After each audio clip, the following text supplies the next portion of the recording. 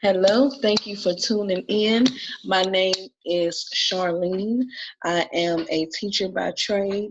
I am also a mother of a 12-year-old. And what I do is I help um, moms to reinforce biblical and leadership values with your middle schoolers so that you can confidently raise them to be strong and capable leaders who honor God, themselves, and their communities. And so today we are talking about discipline. It's a difference between discipline and punishment, and it's a way that we can guide our students without going through that dreadful power struggle all the time, right? And so this is workshop 2 of Connect Week, and so we will be joining one more time in workshop 3 to continue to talk about ways to sustain connections with our children. What can we do day to day? Some kind of tools and activities that we can do to continue to optimize our connection with them. So we're going to go ahead and get started with our agenda. Okay, so we're going to open up in prayer. I'm going to tell you a little bit about me. We're going to talk about what is Connect Week about. We're going to talk about how our relationship with God should mirror our relationship with our kids, how to avoid the power struggle, and then I'll explain the journaling activity. And if I don't have anyone on at that point, then that's something you can do in your independent time, okay? So let me tell you a little bit about myself. Here in this picture is my son. I'm sorry. All right, in this picture is my son Akeem. Like I said, he is 12 years old and he'll be going to 7th grade next year. And so, um, yeah, also what I'm sorry, my picture went out, so I'm trying to make sure. Okay. All right. So on the right side, you see Christian Moms Raising Leaders. So this is a Facebook group that I just started, and I really was just motivated to build a space for women, for us to encourage each other, to hold each other accountable in our parenting journey, to just challenge each other to do our best, but also to extend that grace to each other and just develop a sisterhood. So that group is on Facebook. If you're interested, if you are a mom who desires, like I said, to raise your child, to honor God, themselves, and their community, this is a group that you'll want to be a part of. We're starting to do a lot of activities that allow us to do some self-reflection and just kind of connect with each other in our struggles and in our successes, okay? So, Beyond Limits Leadership Academy, this is a nonprofit that I developed about 2 years ago. I really have tried to shift it to develop and grow more. And so this is a nonprofit that I envision being able to serve students, families, and teen moms throughout the school day. So partnering with community college and getting mentors and volunteers in to implement a character education and leadership development program. And so I plan on working with schools and homeschool families, like I said, to focus on those target areas of social emotional learning, mental health, character building. Okay. So that's a little bit about me. I think I did tell you that I am a teacher. I currently teach 6th grade. This is my 8th year teaching, and most of my experience, I spent 6 years of that in elementary school. All right. So, Connect Week. We are on workshop 2. Workshop 1, we talked about our lines of communication. You should receive some type of summary video if you are watching this video. So I'll just go ahead and move on to what we're talking about today and kind of like the whole reason of why I wanted to do Connect Week. Okay, so it's a week where we will go live 3 days. Again, this is the second day, and we're just really honing in on how we can connect and optimize our relationship with our children, and also just being reminded of our relationship with God. And as we develop and just become more and more like him that mirrors into our relationship with our children, empowering them to be godly leaders as well in their communities. Okay, so our mindset is very important, and it's important, especially with the topic about parenting. That is a pretty sensitive topic. um, However, we can look to the Bible for some biblical principles about how we should lead. And if we are a parent, then God has given us that leadership, that honor, um, that privilege, that responsibility to steward our children, because He has a plan and purpose for them, just like He does for us. And so He has given you everything that you need, and the things that are not working for you, you refine and adjust, and continue to seek Him for strategy, and He connects you with those people, and He helps you not feel overwhelmed and stressed. And so it's important to have a community for accountability, for tips, for resources, for wisdom. So you should not be feeling like you are alone.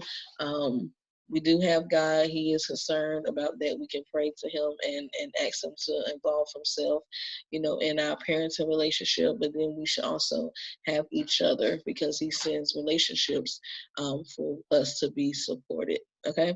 All right. So let's jump into the next part of this. So this is a word web of words to describe what our relationship with God symbolizes, like words. So I'll just go into two or three, and as I'm talking, you can kind of look at some of them. But one that sticks out to me is restorative, right? So our relationship with God is restorative. He sent His Son Jesus to die for us, so that we do not have to earn His love. We are given it through grace and through faith and believing that His Son died for us. And because of His sacrifice, we can now participate in the inheritance of being a child of God, right? And so when we build our relationship with God, like in the beginning, at first, depending on our mindset, we might feel very disappointed when we know we do things that are not pleasing to God, and we may feel like, He doesn't want to be bothered with us, or we just feel ashamed, right? But as we continue to learn His character, because I'm speaking for myself, that's how it was with me. Like, I would feel so bad that I would go like days and weeks without talking to Him, because I felt like, I wasn't deserving of it, because I knew that I had been disobedient or selfish. But now, I know that our relationship is restorative, that I cannot earn His love. And the things that I do and don't do don't make me Him love me more. It does build our intimacy, though, which is right on my list. Like, intimacy is, a closeness that you can feel with God, and that grows with the more time that you spend, and your heart towards wanting to know Him and connect with Him, right? So let me tell you a story about what God was showing me one time through my son about trust, about trusting Him, because He wants us to trust Him. He wants us, and as we trust Him, He walks us through this journey where we're discovering our purpose, and we're discovering who we are in Him, and we're discovering His personality and His character, and He is piecing it all together for us to bring Him glory and for us to fulfill our purpose, right? His purposes and plans for us are good, to give us hope in a future, right? And so He walks us through this journey of like healing and renewing our minds, so that we are to look and act more and more like Him. So one time I was at the pool, and me and my son, we were, maybe like in the 3 or 4 feet, and I was trying to teach him how to float. Well, he was fine. He was a little, like, not too much. He was a little, like, worried a little bit, when we were in the 3 feet, but he was fine. He was nice and peaceful, relaxing. Okay, so I started to take him out more to like the 5 feet. And at that time, he was shorter than me. So it was, taller than what his feet would have been. And so he started to like, whoa, whoa, mom, what you doing? Um, and I had to continually remind him, like, I'm right here. Like, you really think that I'm right here, that I'm going to let something happen to you? And I just felt some type of way. I'm like, why would my son even think like that? But then it was like God was speaking to my heart in that moment. Like, he's comparing that experience to how it is when he's trying to take us deeper and we're not trusting him. We may say with our words that we trust him, but we're not trusting him because we are worrying about a situation. We are not allowing him to just freely take action in that situation, right? And so that's just one example of like just how God wants us to have a trusting relationship with him, right? And like I said, that should mirror unto our relationship with our kids. So we want our kids to trust us. We want it to be a mutual trust, right? And so that takes effort and that takes consistency, right? And one thing we can say about God is that he is consistent. Now, we might not be consistent with him, but he's consistent with us. And as we have allowed him to take care of us, we can trust that he's not going to leave us and he's going to do certain things because he has shown that, right? So trust is very important in a relationship. Also, I wanted to point out maybe 2 words and then we'll move on. So progression, not perfection. So again, God doesn't expect us to be perfect, right? He continues to perfect us. His word says that he perfects everything concerning us. So as we seek him, like Matthew 6:33, we seek him, his righteousness, all other things will be added. So when we try to put friendships, our job, our money, the things that we want ahead of him, and then we say, oh, I'm gonna wait till it gets perfect in order to really seek him and lay this down, that's backwards. Okay, so we come to him a certain way and then he progresses us and he deals with those issues that's in our heart and cleans up our mindset so that we no longer are desiring those things that we once were, and we are more successful in being able to resist that temptation, right? So for example, as I first was, developing my relationship with God, I used to, what made me run to him was the fact that I was just in this bad cycle of trying to basically get love, receive love from men that just wanted one thing from me. I had got out of excuse me, I had got out of a 7-year relationship. And instead of me, allowing myself to heal, I kind of jumped right back out there. And I just had like this 3 or 4 month period of me just hooking up with guys, and it was like fun sometimes, but then sometimes it was like I felt bad because I wanted that connection and I wasn't getting it, and they wasn't valuing me as a woman. It was just a good time. And so after I went through that about 3 months, I was like, you know what, I'm tired of putting my love in the wrong places, and seeking attention and things like that. And so that's when I really was like, okay, I'm not going to go out. I just focused on trying to know him, and I was just madly in love and, wanted to pursue him wholeheartedly. Well, that lasted for a little while, but I would have my stumbling blocks because I really wasn't in the right environment to sustain that. However, the point that I'm trying to make with that is the desires that I used to have to want to like drink. Like I thought that I had to have fun. I had to drink because I was used to going to these different gatherings where that's what everybody did for fun. That's, and we would listen to music and all of this stuff. But now, I can say that I can be around people that are drinking and it doesn't tempt me to want to drink at all. And so that was a process. At first I had to separate myself from people at all because I knew that temptation I would give in. And then, over time, as I started to again grow more in my identity and allow my heart to heal and kind of cast down those negative thoughts that I was believing about myself that the enemy planted, I had, like just don't have to feel fulfilled. So through alcohol, and some of us, it might not be alcohol for you.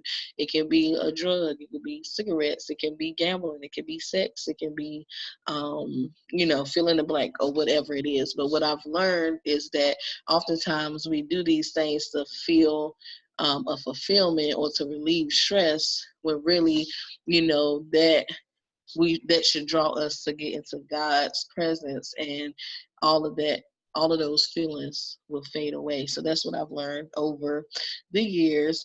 And like I said, these things that we see here, these words are things that are words that describe like our relationship with God.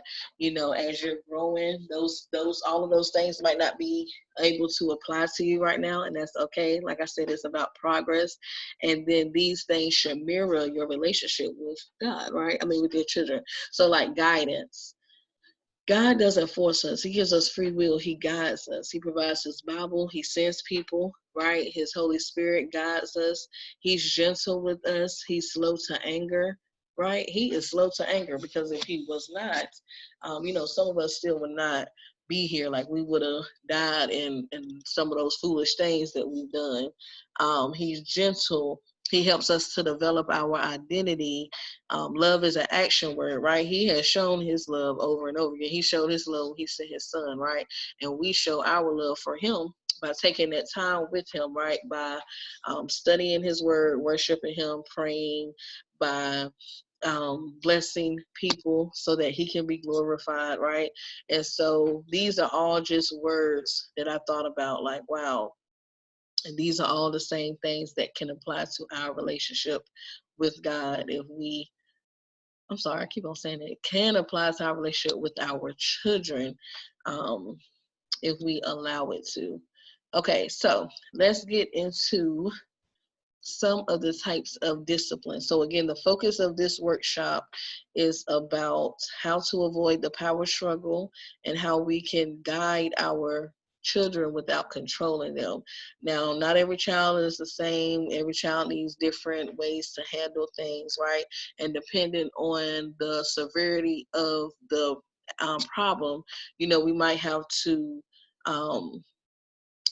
punish or whatever. But what I'm saying is, we develop a um, a system of discipline and not punishment, so that in the long term, our children are making decisions for themselves that show that they are capable of that, and that they don't have to be told, right? So 3 types of discipline. Now, I was getting this information, I was reading an article, because like I told you, I'm a teacher, and so there's 3 types of discipline that teachers use in the classroom, and these can be applied to discipline with our children as well. So I'm explaining them. So preventative is when you put systems in place basically to be proactive.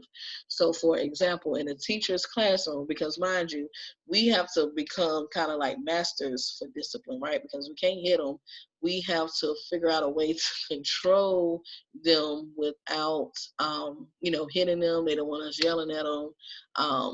We are trying to motivate them to want to participate with us, right? So preventative is like, how are your lesson plans? How is your relationship with them? Like, are you trying to connect with them?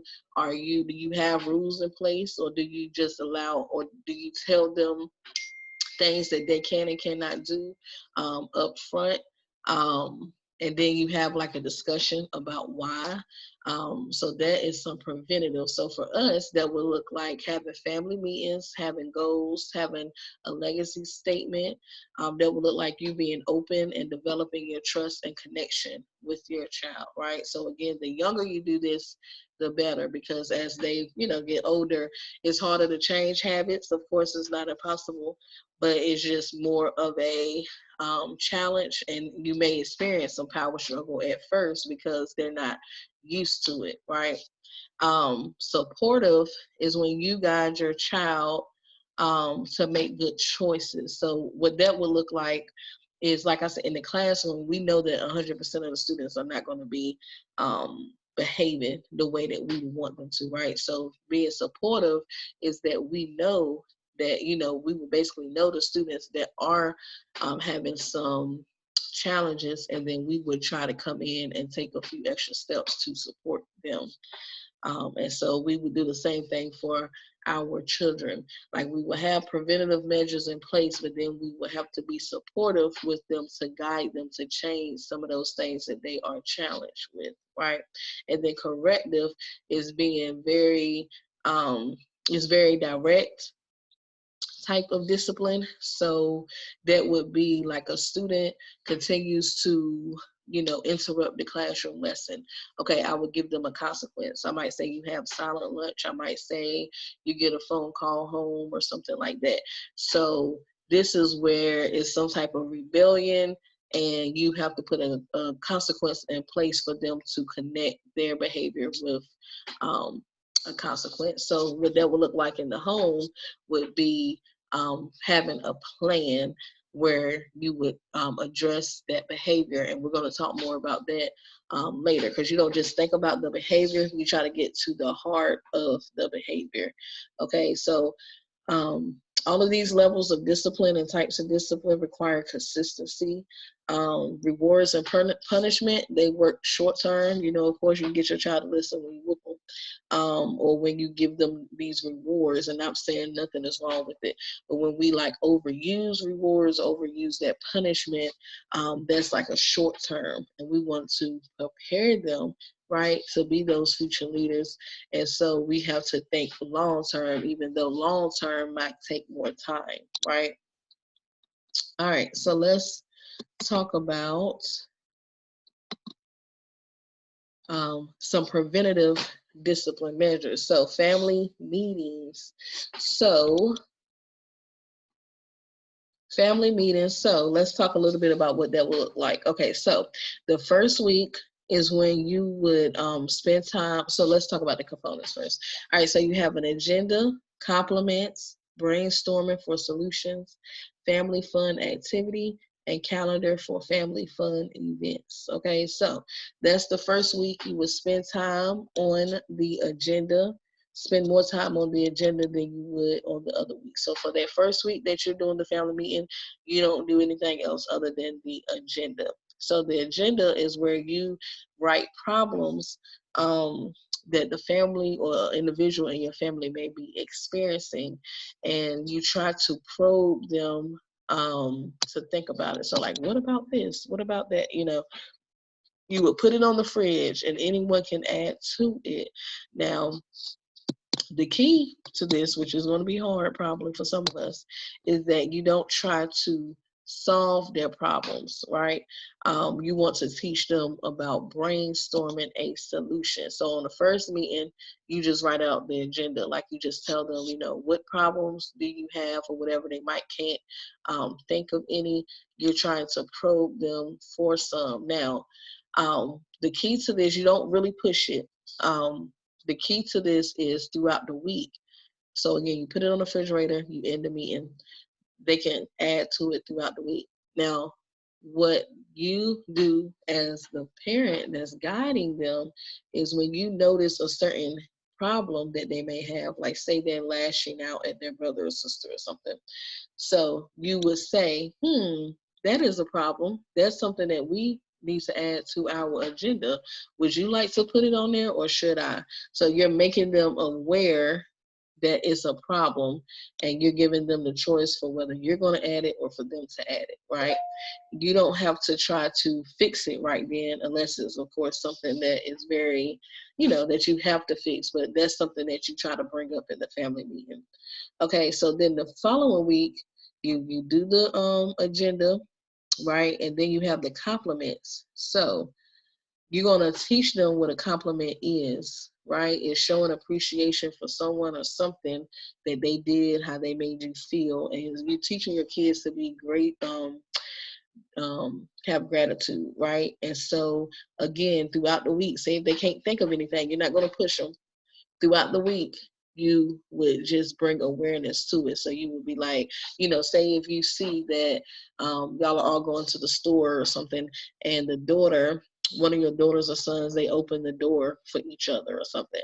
You might say, that's something that it might be a good compliment that we can um, talk about in our family meeting. Like, so you're bringing attention to, the different problems and compliments throughout the week. Now, I actually used this model when I was teaching with my elementary students. We did class meetings. It was the favorite part of the day. Like, we felt so connected with each other. Like, we started off by greeting each other, and then we gave compliments. And so it really just created this culture of positivity, because everybody wanted a compliment, for one, and then two, you cannot help but to be positive when everybody's thinking about positive things, right? And then we would do like a game, and then we had class meetings sometimes when we talked about the issues, like, what do you guys notice? And they would address certain students that might be like very disruptive, and then they would tell them, like, you are basically affecting my education because I can't learn or something. So they're learning how to communicate. They're learning how to be problem solvers. Okay. So next step is the brainstorming. Okay. So what you're going to do, a good tip for that would be to get like 2 to 3 minutes of, so you may say, okay, these are our problems. Now we want to brainstorm as many solutions as we can. So you focus on one problem at a time. So say the problem is that, Johnny doesn't do his do the dishes when asked to without complaining or something. So that's the problem. He gives you a nasty attitude when you ask him to do a chore. Okay, so then everybody that's in the family meeting would put a timer on for about 2 minutes and brainstorm as many ideas. You don't reject the idea at this point, even if it's silly. You just write it down. You just write down everything that they're saying. And after the 2 minutes, you cross out anything that's not practical, that's not helpful, or not respectful. And then as a family, you would decide on a solution. That solution you agree to try throughout the whole week. Okay.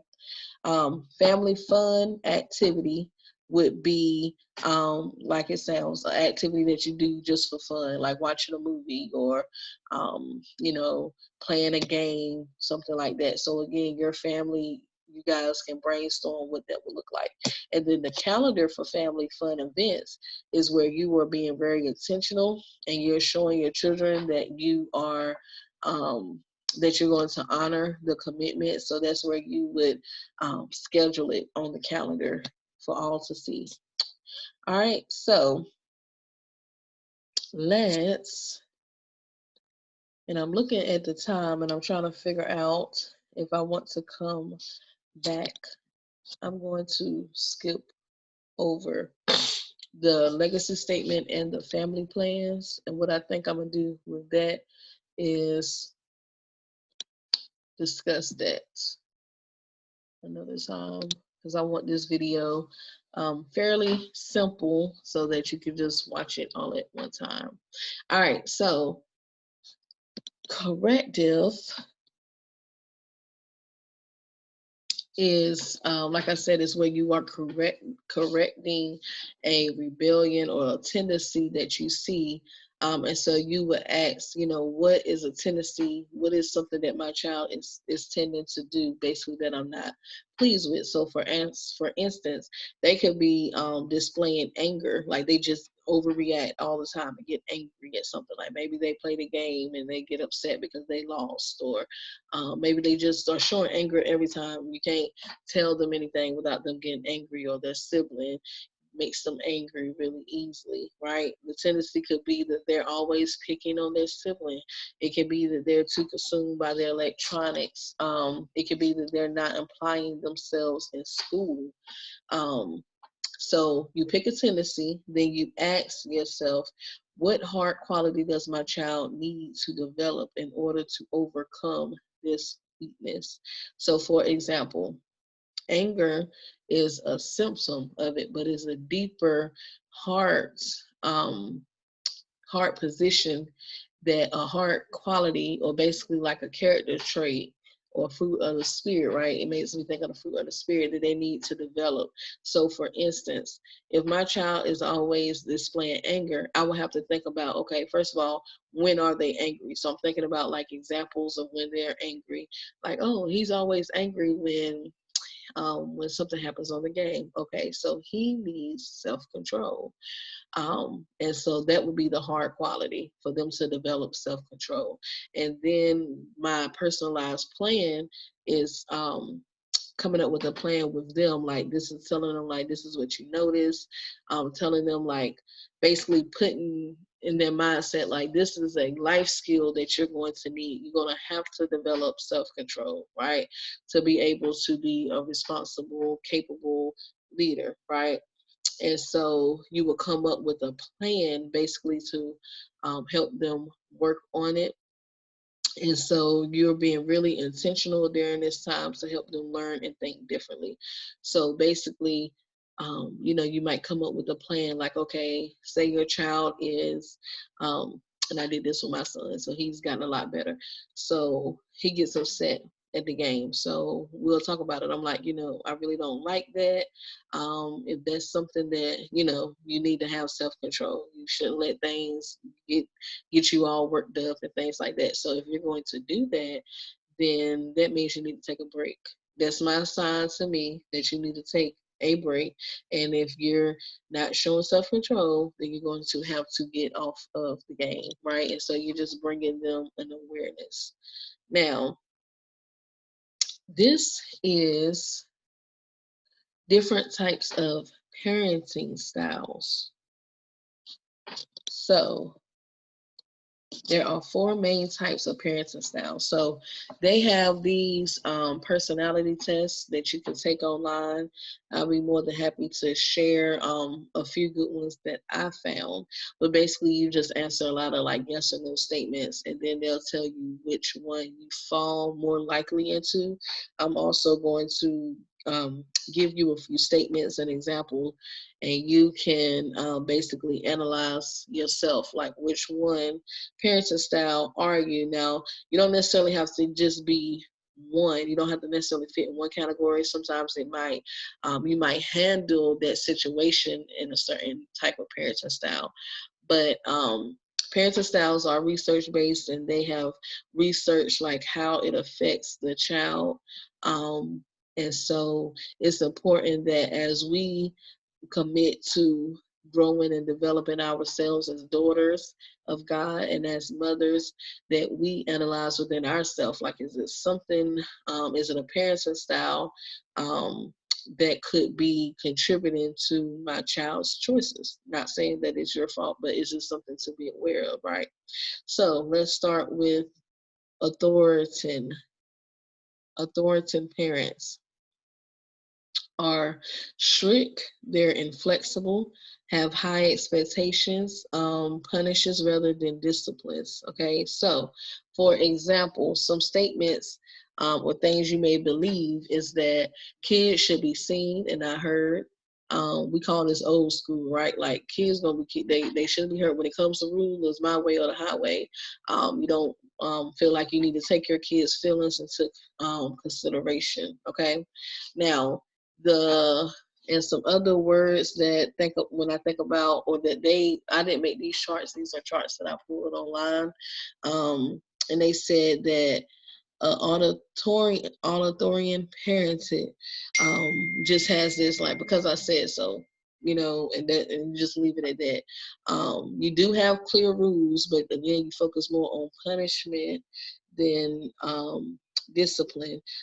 This parenting style can be emotionally distanced, and you may have very structured environment, high expectation, but you just have a very high demand, and it may be like a little to none like affection and warmth that you are giving your child.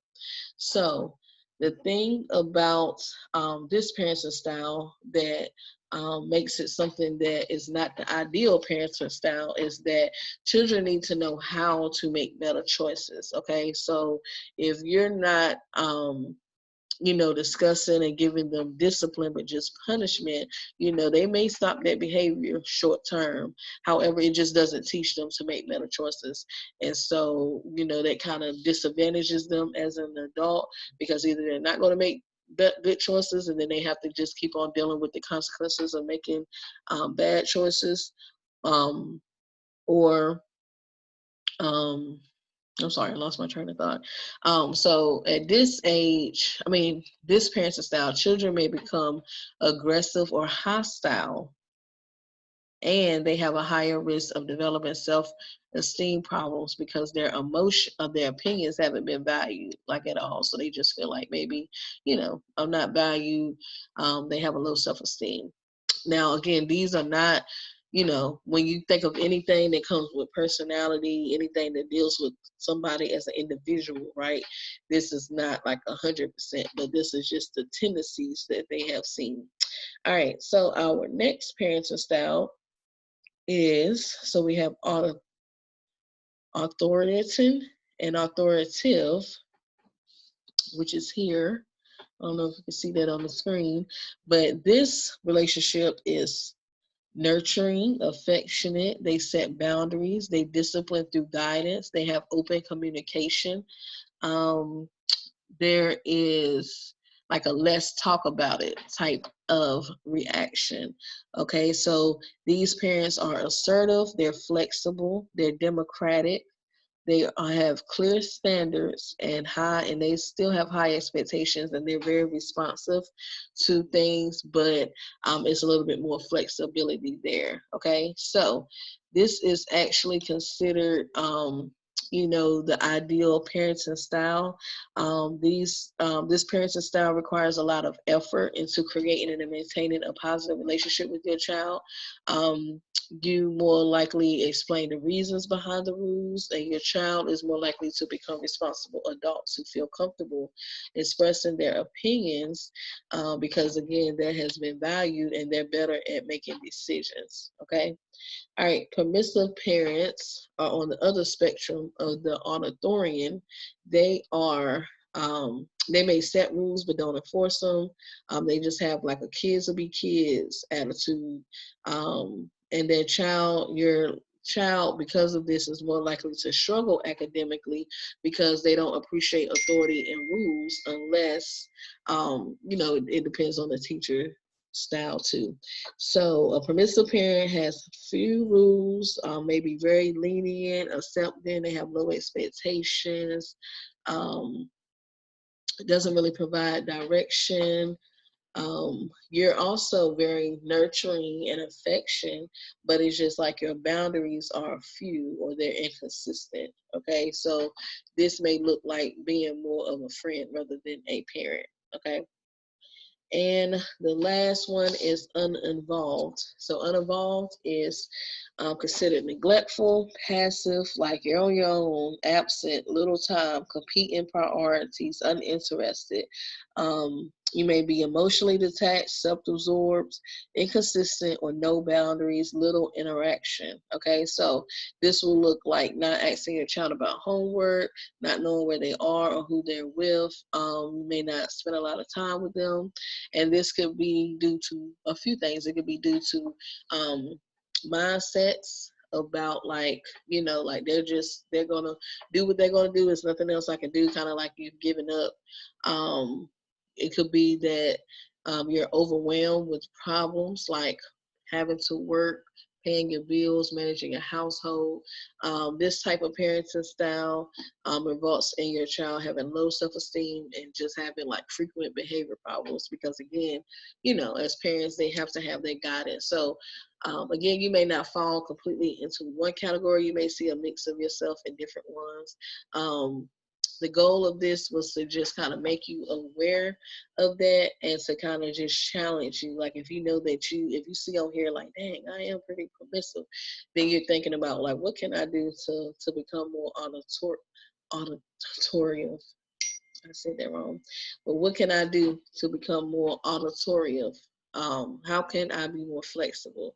How can I be more responsive? How can I have clear standards and high expectations? Okay, these things are going to come as you do the family meetings and as you set goals. And like I said, on the other slide, the corrective behavior, you identify the tendency and then work towards the heart quality, right? All right, so no matter where you fall on this spectrum, okay, what's important is that at all costs you avoid humiliating your child. Again, that may provide you a short term of that might provide you a short term reaction, but again, long term, it just kind of tears at your child's heart. It can cause resentment and trust issues. You want to avoid fear. Again, fear is a good motivator.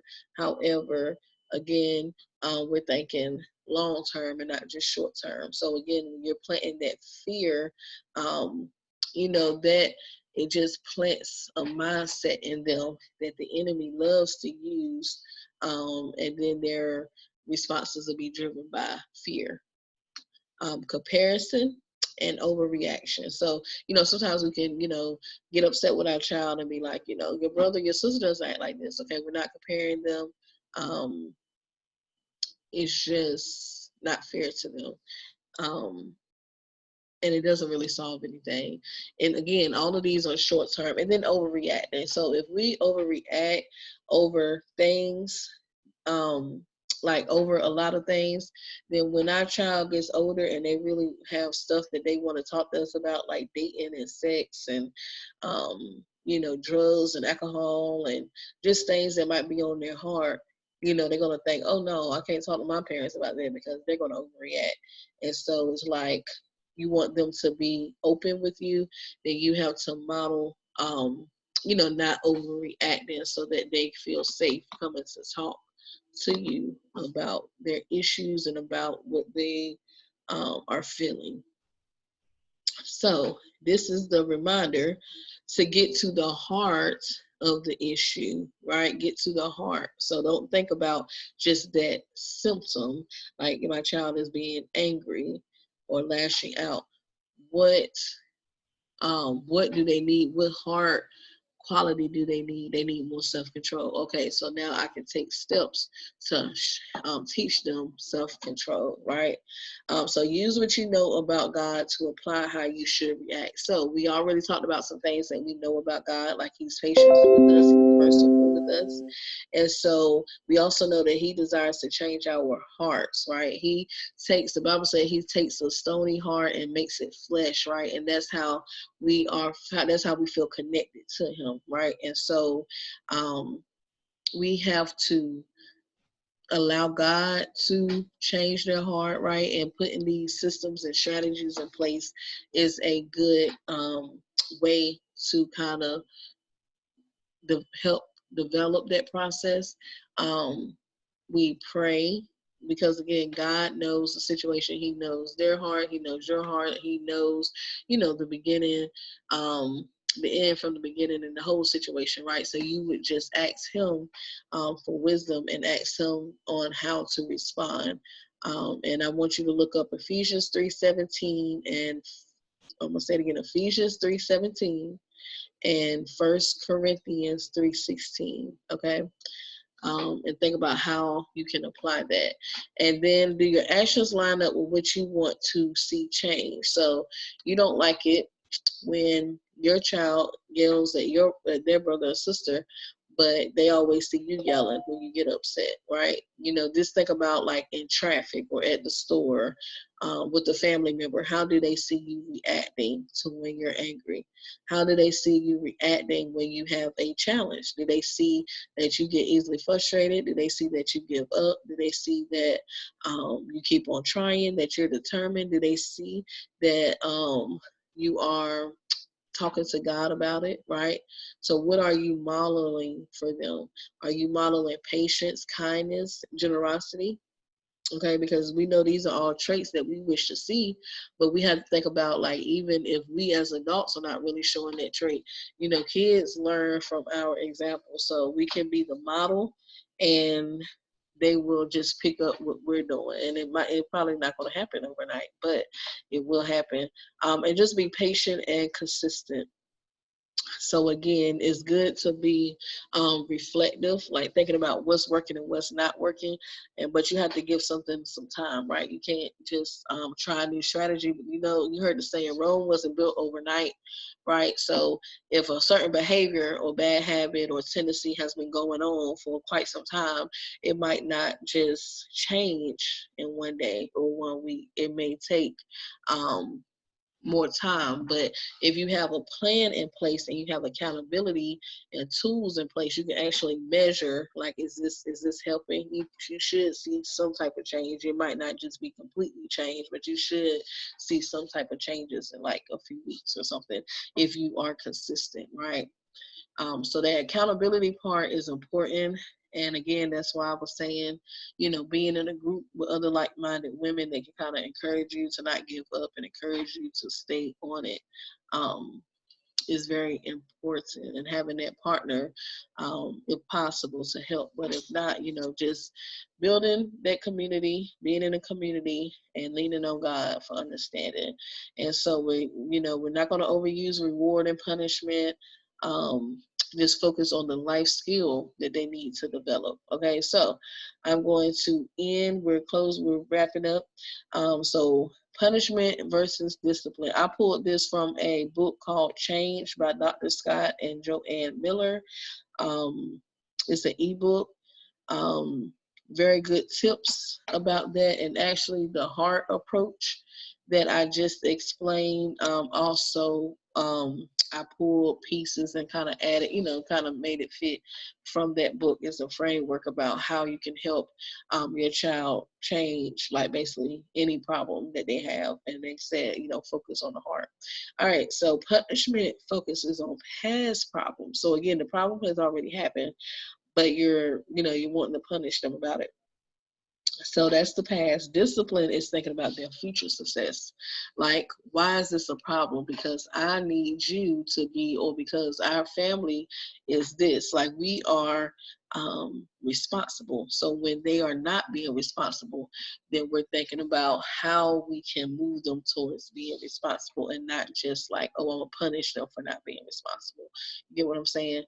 Punishment is often motivated out of anger, but discipline is motivated out of love, because again, you're thinking about um, their future, and so you're trying to that's motivated by what you are deciding to give them as a consequence. Punishment seeks justice, but discipline teaches. Punishment is negative, discipline is positive. So some examples of discipline would be withholding privileges. So say if your child is consumed by their phone and you have agreed to, first of all, having a boundary, when it comes to cell phones, and that might be a whole other topic that I have to talk about, but having some boundaries in place, like an agreement that says, like, these are the certain things we're not going to do with our phone, and just kind of laying out those guidelines. And so say if they was to not honor one of those, then you may withhold their privilege. Like, you didn't agree, you didn't keep up your end, so now let me get your phone. Parental disappointment. Now, this is not shaming or condemning, but again, if you have that connection with your child, they will not like being that you feel disappointed. Um, so you don't have to whoop them.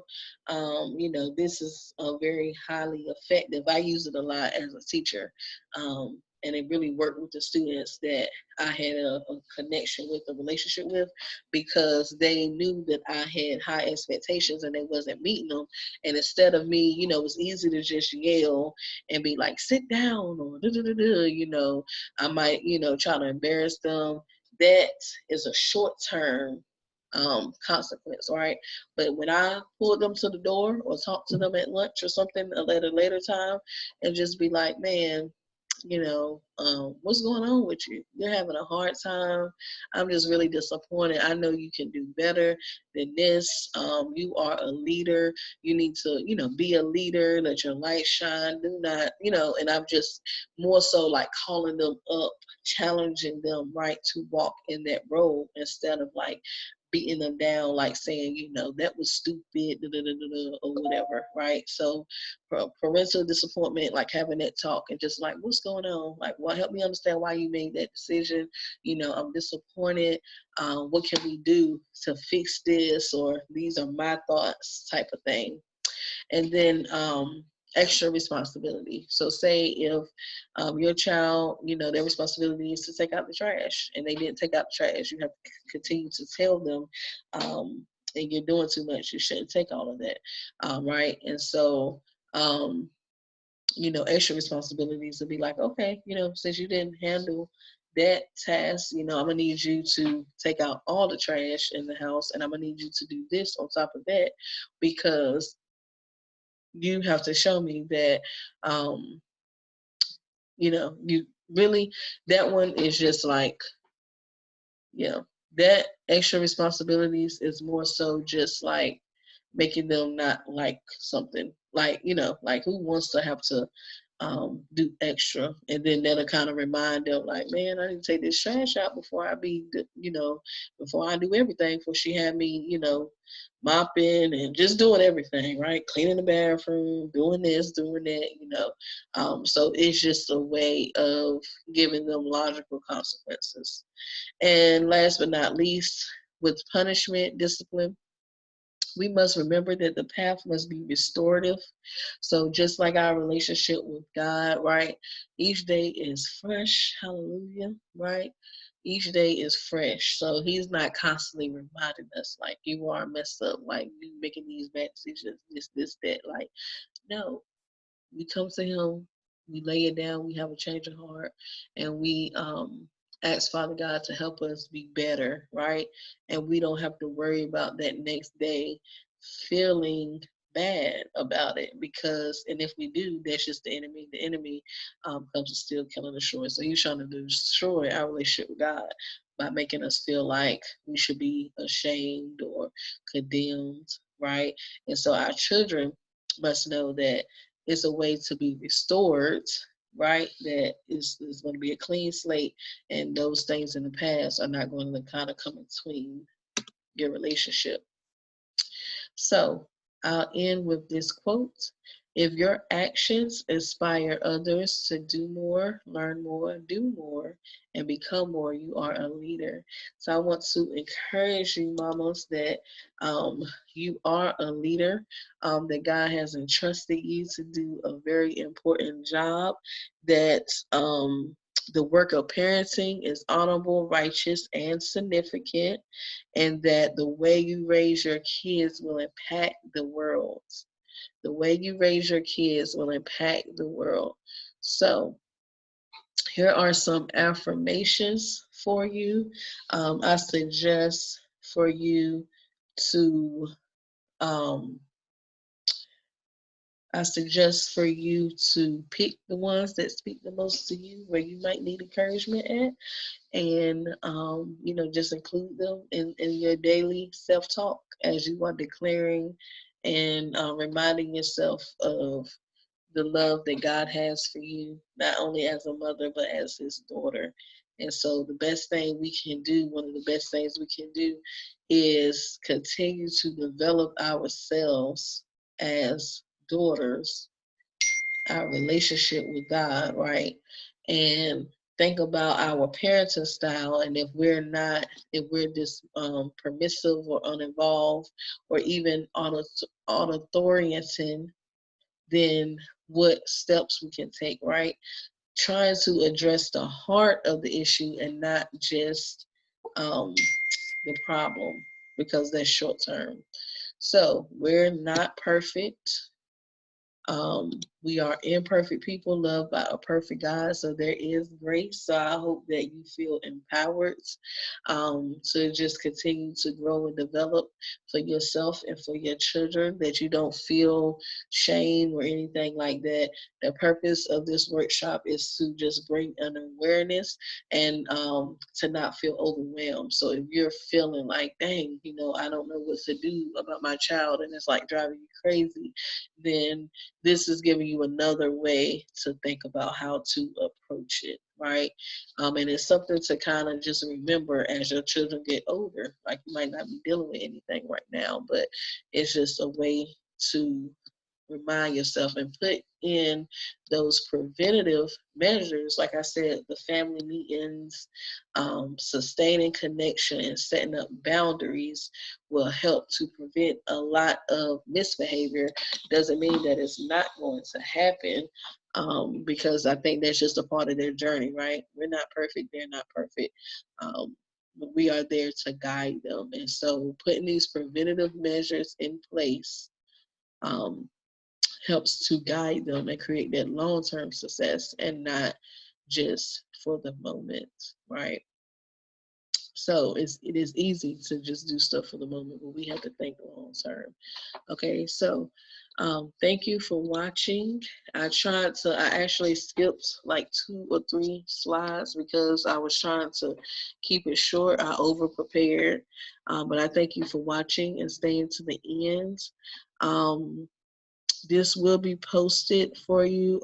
It'll be a takeaway thread in the group for you to respond to. I hope that you decide to do that, because not only is it good for me, like feedback, but it's also good for other people that's reading it to see that it is valuable information for them to watch, and they'll come and check it out if they see good information being shared. So consider, if you have actually taken the time to listen all the way through, that's awesome. You're awesome.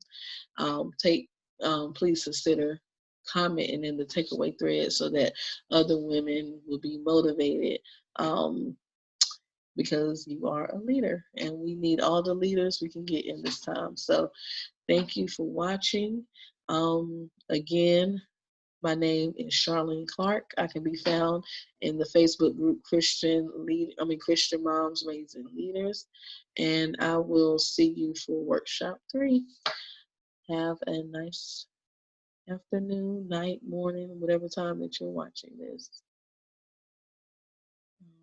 Okay.